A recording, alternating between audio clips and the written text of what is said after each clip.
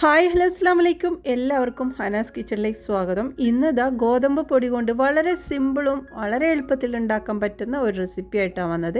ഇതിന് കറിയൊന്നും ആവശ്യമില്ല. അപ്പോൾ ഇതെങ്ങനെ ഉണ്ടാക്കുന്നതെന്ന് നോക്കാം. വീഡിയോയിലേക്ക് കിടക്കാം.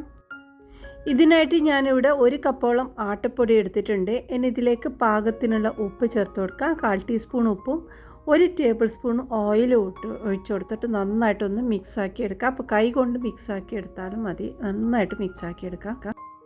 ഇനി ഇതിലേക്ക് ഞാനിത് ആവശ്യത്തിനുള്ള വെള്ളം ഒഴിച്ച് നന്നായിട്ടൊന്ന് കുഴച്ചെടുക്കുകയാണ്. അപ്പോൾ ഇത് ഇളം ചൂടുള്ള വെള്ളമാണ് ഞാനിതിലേക്ക് ഉപയോഗിച്ചിട്ടുള്ളത്. ഇതാവുമ്പോൾ കുറച്ചും കൂടെ സോഫ്റ്റ് ആവും നമ്മൾ ഉണ്ടാക്കി വരുമ്പോൾ. അപ്പോൾ അതുപോലെ നന്നായി കുഴച്ചെടുക്കാം. അപ്പോൾ നല്ലോണം ഹാർഡാക്കാതെ കുറച്ച് സോഫ്റ്റ് ആയിട്ടുള്ള മാവ് തന്നെയാണ് നമുക്ക് വേണ്ടത്. അപ്പോൾ ഇതുപോലെ നന്നായി കുഴച്ച ശേഷം ഇത് മാറ്റി വെക്കാം. ഇനി നമുക്ക് ആവശ്യം മുട്ടയാണ്. 3 മുട്ട എടുത്തിട്ടുണ്ട്. അതൊരു ബൗളിലോട്ട് മാറ്റി കൊടുക്കാം. ഇനി ഇതിലേക്ക് പാകത്തിനുള്ള ഉപ്പ് ചേർത്തിട്ട് നന്നായിട്ടൊന്ന് ബീറ്റ് ചെയ്ത് റെഡിയാക്കിയെടുക്കാം. ഇനി ഇതാ പാന് ചൂടാവാൻ വെച്ചിട്ടുണ്ട്. അതിലേക്ക് നമ്മൾ ഈ ഒരു മുട്ട ഒഴിച്ചിട്ട് ഒന്ന് സ്പ്രെഡ് ചെയ്തെടുക്കാം. ഇനി ഇതിലേക്ക് ഇതാ കുറച്ച് കുരുമുളക് പൊടിയാണ് ചേർക്കുന്നത്. കുരുമുളക് പൊടി അല്ലെങ്കിൽ ചില്ലി ഫ്ലേക്സ് ചേർത്താലും മതി. അപ്പോൾ അത് ഇട്ടതിന് ശേഷം നമുക്കിത് ഇന്ന് തിരിച്ചിട്ടിട്ട് ആ ഒരു ഭാഗവും കൂടി വേവിച്ചെടുക്കാം. ഇനി നമ്മളിത് വെന്തതിന് ശേഷം മാറ്റി വെക്കാം. അപ്പോൾ ഇത്രയേ ഉള്ളൂ. ഇനി നമുക്കിത് പരത്തിയെടുക്കാം. നമ്മൾ മാവ് ഇത് കുഴച്ച് വെച്ച മാവ് ഒന്ന് പരത്തിയെടുക്കാം. ഓരോ ബോൾസ് ആക്കി വെച്ചിട്ടുണ്ട്. അതൊന്ന് ഓരോന്നെടുത്ത് പരത്തി വെക്കുന്നുണ്ട്. അപ്പോൾ ഇതുപോലെ ഒന്ന് നല്ലോണം തിന്നാക്കാതെ ചെറിയൊരു തടിയിൽ തന്നെ ഞാൻ പരത്തി റെഡിയാക്കി വെച്ചിട്ടുണ്ട്. അപ്പോൾ ഇത് നല്ല സോഫ്റ്റാണ്. നമ്മൾ ഒരുപാട് ഹാർഡാക്കിയിട്ടല്ല ഇത് കുഴച്ച് വെച്ചത്. അപ്പോൾ അതുപോലെ രണ്ട് ഷീറ്റായിട്ട് ഞാനിവിടെ പരത്തി റെഡിയാക്കിയിട്ടുണ്ട്. ഇനി നമ്മുടെ ഓംലേറ്റിനെ ഒന്ന് പീസാക്കി എടുക്കാം. അപ്പോൾ 4 പീസാക്കി വെച്ചിട്ടുണ്ട്. ഇനി ഇതൊന്ന് ഒരു പീസ് എടുത്ത് ഇതിൻ്റെ നടുഭാഗത്ത് വെച്ച് കൊടുക്കാം.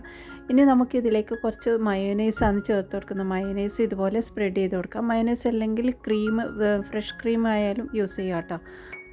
ഇനിയിപ്പോൾ നമുക്കിതാ ഇതിൻ്റെ മുകളിലോട്ട് കുറച്ച് ഉരുളക്കിഴങ്ങ് പൊരിച്ചത് ഇതിലേക്ക് ചേർത്ത് കൊടുക്കാം. ഇതിൻ്റെ മുകളിലോട്ട് വെച്ച് കൊടുക്കാം. ഇനി ഇതാ ഞാൻ കുറച്ച് വെജിറ്റബിൾസാണ് വെക്കുന്നത്. തക്കാളി വെച്ചിട്ടുണ്ട്, പിന്നെ കുറച്ച് സവാളയും വെച്ചിട്ടുണ്ട്. അപ്പോൾ ഇതൊക്കെ നമ്മൾ ഇഷ്ടത്തിനനുസരിച്ചിട്ട് മാറ്റുകയൊക്കെ ചെയ്യട്ടെ. അപ്പോൾ ഇതിലേക്ക് ചിക്കനൊക്കെ വെച്ചാലും ടേസ്റ്റ് ആയിരിക്കും. പിന്നെ മുട്ട പുഴുങ്ങിയത് വെച്ചാലും മതി. അപ്പോൾ ലാസ്റ്റായിട്ട് ഇതാ ഞാൻ കുറച്ച് ചീസാണ് വെക്കുന്നത്.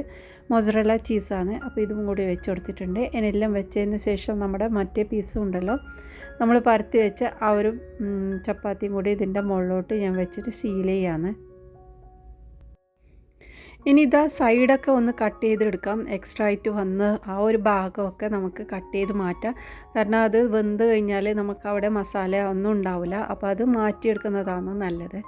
അപ്പോൾ ഇതുപോലെ കട്ട് ചെയ്തതിന് ശേഷം നമുക്കിത് ചുട്ടെടുക്കാം. അപ്പോൾ ചൂടായ ഒരു ഇരുമ്പ് ചട്ടിയിലാണ് ഞാനിത് ഉണ്ടാക്കുന്നത്. അപ്പോൾ ഇത് വെച്ചതിന് ശേഷം നമ്മൾ അടച്ചു വെച്ചിട്ടാണ് വേവിച്ചെടുക്കുന്നത്. കാരണം ഇതിൻ്റെ ഉള്ളിലൊക്കെ വെന്ത് കിട്ടാൻ വേണ്ടിയിട്ട്. അപ്പോൾ ഇത് ഒരു ഭാഗം ഒന്ന് ജസ്റ്റ് ഒന്ന് വെന്തതിന് ശേഷം ഞാനിത് ഒന്ന് തിരിച്ചിട്ട് ആ ഒരു ഭാഗത്തേക്ക് ഞാൻ ബട്ടർ ഒന്ന് തേച്ച് കൊടുക്കാമെന്ന്. ബട്ടറോ നെയ്യോ തേച്ച് നമുക്കിതൊന്ന് ഫുള്ളായിട്ട് വേവിച്ചെടുക്കാം. അപ്പോൾ നല്ല ടേസ്റ്റി ആയിട്ടുള്ള ഒരു പലഹാരമാണ്. നിങ്ങളൊന്ന് ട്രൈ ചെയ്ത് നോക്ക്. നമ്മൾക്കിതുണ്ടെങ്കിൽ വേറെ കറിയൊന്നും ആവശ്യമില്ല. കുട്ടികൾക്കും വലിയവർക്കും എല്ലാവർക്കും ഇഷ്ടപ്പെടും. ആട്ടപ്പൊടി ഉണ്ടെങ്കിൽ വളരെ പെട്ടെന്ന് നമുക്ക് തയ്യാറാക്കാൻ പറ്റുന്ന ഒരു റെസിപ്പിയാണ്. ബ്രേക്ക്ഫാസ്റ്റിനും ഡിന്നറിനും ഒക്കെ ഉണ്ടാക്കാൻ പറ്റും. നല്ല ഈസിയാണ്. കറിയില്ലാതെ തന്നെ നമുക്ക് കഴിക്കാനും പറ്റും. അപ്പോൾ ഇന്നത്തെ ഈ റെസിപ്പി നിങ്ങൾക്ക് ഇഷ്ടമായിട്ടുണ്ടാകുമെന്ന് വിശ്വസിക്കുന്നു. ഇഷ്ടമായെങ്കിൽ സപ്പോർട്ട് ചെയ്യണേ. ഇനി അടുത്ത നല്ല റെസിപ്പിയുമായി വീണ്ടും വരാം. ബായ്.